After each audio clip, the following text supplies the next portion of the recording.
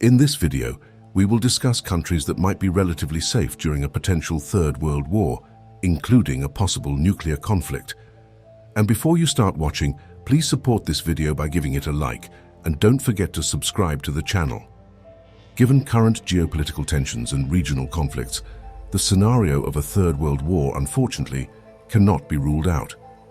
Some major risks that could emerge from such a large-scale military conflict include nuclear threat. Several nations possess nuclear weapons, and if hostilities arise between them, the use of nuclear weaponry could have catastrophic consequences on a global scale. Humanitarian crisis.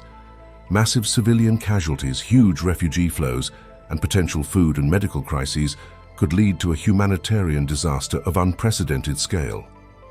Economic destabilization. The global economy might suffer significant damages due to infrastructure destruction, halting of production, and restrictions on international trade and investments. Political instability.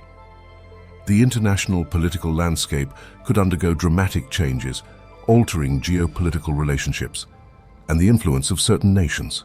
Terrorism and asymmetric threats. Chaotic conditions and a lack of stability could foster an environment conducive for the expansion of terrorist groups' activities, especially in countries with a significant number of migrants from Arab nations. Current regional conflicts, such as tensions in the Middle East, the war in Ukraine, and power struggles in the South China Sea, could trigger broader interstate conflicts if they are not resolved diplomatically. Additionally, global challenges like climate change and pandemics might intensify risks and complicate the international situation. In the world, there are several countries that can be considered relatively safe in the event of a global military conflict due to their political neutrality, geographical location, or weak geopolitical ties. A few examples include Sweden and Norway have historically emphasized preparing their populations and infrastructure for possible emergencies. These countries have a significant number of nuclear bomb shelters for their citizens. For instance, during the Cold War, a network of public bomb shelters was established to protect the population from nuclear detonations. Geographical location. Sweden and Norway are situated in the north, which might make them less susceptible to direct nuclear strikes compared to countries located closer to potential adversaries. However, this depends on the specific circumstances of the conflict. The proximity of both countries to Russia could directly influence their safety in a conflict where Russia is involved. However, the mountainous terrain of Sweden and Norway makes them favorable environments for surviving nuclear detonations. Of course, mountains cannot suppress a nuclear blast in the traditional sense of the word. However, they can affect the distribution and effects of a nuclear detonation in several aspects. Barrier to the blast wave. Mountains can act as a physical barrier, holding back or reducing the propagation of the blast wave created during a nuclear explosion. Protection from direct thermal radiation. If the explosion occurs on the other side of the mountain, they can shield against the direct thermal radiation, which can cause burns and fires. Delay in radioactive fallout. Mountains can influence the spread of radioactive fallout, altering wind direction and speed and limiting the movement of air masses. However, they cannot stop or eliminate radioactive fallout, so areas beyond the mountains can still be affected. Mountainous terrains can complicate the spread of radioactive fallout, as it might distribute unevenly depending on altitude, slope angle, and other geographical features. Of course, there's also the forest. Although trees cannot provide full protection from the radiation impact of a nuclear explosion by themselves, they can limit some radiation and protect from direct exposure. Forests can help stabilize the soil and prevent the widespread dispersion of radioactive particles. However, it's important to understand that a large nuclear explosion will kill trees and other vegetation near the blast site. Sweden has a more temperate climate compared to Norway, especially in its southern regions. This allows Sweden to cultivate a broader range of agricultural crops, including grains, vegetables, and others. Nevertheless, it also relies on imports for some products. Norway has limited opportunities for farming due to its cold climate and mountainous terrain. However, the country does cultivate some crops like potatoes, vegetables, and grains, particularly in its more temperate zones. Fishing. One of Norway's significant advantages is its fishing industry. Norway is one of the world's largest fish exporters, which can be a primary food source in crisis situations. New Zealand is often mentioned as a potentially safe place in the event of global catastrophes, especially during a Third World War or nuclear explosions. Here are several reasons why New Zealand might be considered relatively safe due to its remote geographical location. New Zealand is far away from most global tension hotspots, which could make it a less likely target for a direct nuclear strike. Absence of nuclear power and weapons. New Zealand does not have nuclear power plants or nuclear weapons, reducing the risk of accidental explosions or targeted attacks on such facilities. Stable political system. New Zealand boasts a stable democratic system and strong international relations. Resource self-sufficiency. The country has the capability to produce a large portion of its food, which can be crucial if global supplies are interrupted. Neutrality. Although New Zealand is part of several international alliances, it's also known for its neutral stance on some international issues, which might decrease the likelihood of its direct involvement in a significant military conflict. Additionally, the reasonably positive relations between China and New Zealand should be considered. Historically, relations between China and New Zealand have been relatively positive, and both countries emphasize their mutual desire to foster cooperation, reducing the risks of direct conflict during a Third World War. What cannot be said about Australia? Although there are tensions between Australia and China, these differences are largely confined to diplomatic and trade disputes.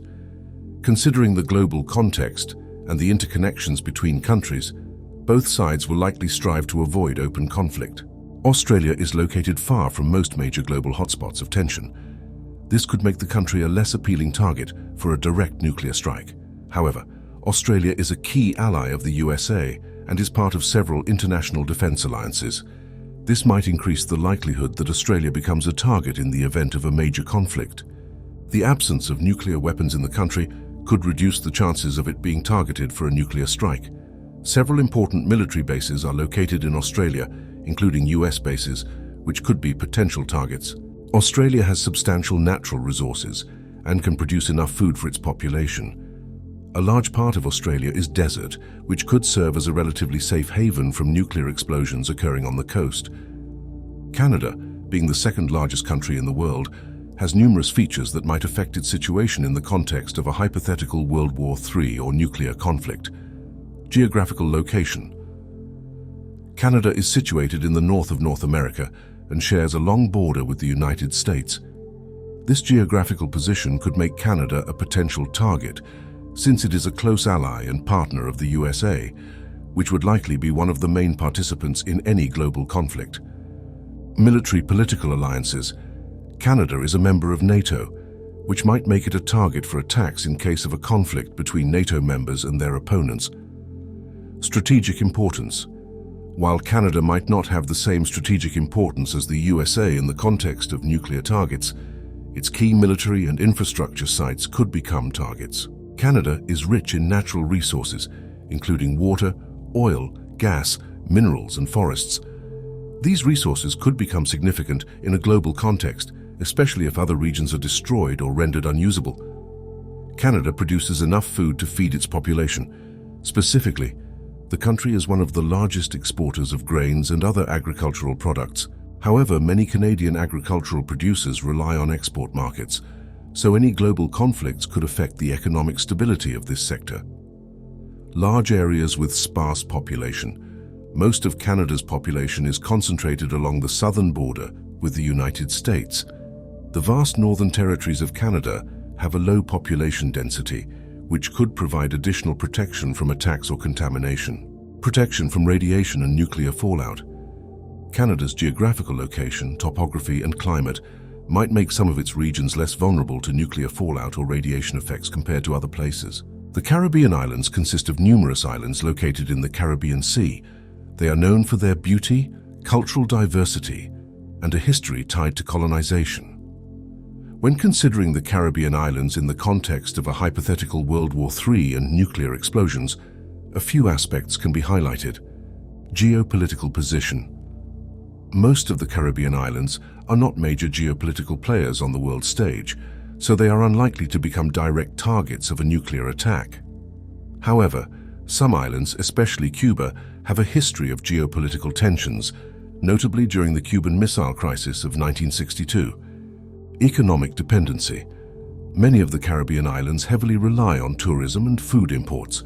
A major global conflict could severely impact their economy due to a decrease in tourist inflow and supply disruptions.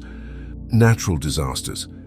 The Caribbean region is already prone to natural disasters such as hurricanes. Potential climate changes or environmental shifts caused by a global war or nuclear explosions could amplify these threats. Political stability. Some Caribbean islands have internal political issues or tensions. A global conflict could influence the political situation in the region, exacerbating existing conflicts or triggering new ones. Geographical remoteness. Unlike large continents, island geography might help isolate some Caribbean islands from the worst effects of a global conflict, especially from nuclear fallout. While the Caribbean islands might be less vulnerable to direct military actions compared to larger geopolitical actors, their economic, social, and ecological situations could be severely disrupted due to global events and their consequences. The last potentially safe continent, unlikely to be hit by even a single nuclear missile, is Antarctica. Antarctica is the coldest and least populated continent, which could be a refuge during a nuclear war or a Third World War. Under the Antarctic Treaty, it is designated only for peaceful purposes. However, the cold climate, the need for warmth and medical supplies, as well as limited resources at scientific stations, make living there challenging. During a global crisis, communication with the world could be lost, leading to isolation and psychological issues. The climate in Antarctica is extremely cold, which can pose a significant challenge for long-term residents, even with ample food supplies. However, challenges will arise with fuel for generating heat and medical supplies, but the question arises, where to live? There are a few scientific stations situated in Antarctica where researchers work. They have limited resources and are likely unprepared to support a large number of people for an extended period. Considering all the above, while Antarctica might seem like a safe haven from a nuclear conflict, long-term survival there would be an incredible challenge. Therefore, planning a getaway to Antarctica in crisis situations demands a lot of resources. If you've watched up to this point and enjoyed this video, I would be very grateful if you could give this video a thumbs up and subscribe to the channel.